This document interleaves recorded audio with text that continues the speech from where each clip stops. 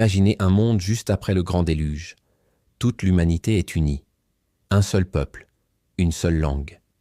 Ils vivent ensemble en Mésopotamie et dessinent de bâtir une ville immense avec une tour dont le sommet toucherait le ciel.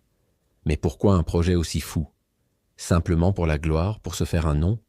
Ou y avait-il quelque chose de plus profond? Le texte de la Genèse chapitre 11 nous donne un indice crucial. Les hommes craignaient d'être dispersés sur toute la surface de la terre. Or, après le déluge, Dieu avait ordonné à Noé et ses descendants « Soyez féconds, multipliez-vous et remplissez la terre ». En construisant une ville et une tour pour rester ensemble, l'humanité faisait exactement le contraire.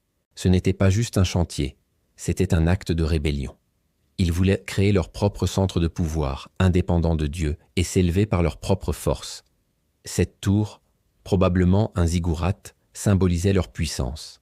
En parlant tous la même langue, leur coordination était parfaite. Mais leur ambition démesurée les a conduits à vouloir se rendre égaux à Dieu. Leur unité, au lieu de servir le bien, s'est tournée contre le divin. Voyant cela, Dieu descendit et observa leur projet. Il constata leur puissance et dit « Voici, ils sont un seul peuple, et ont tous une même langue, et ce n'est là que le commencement de leurs entreprises. Maintenant, rien ne les empêchera de faire tout ce qu'ils auront projeté. » Dieu a reconnu la force de leur unité, mais utilisée dans l'orgueil, elle devait être stoppée.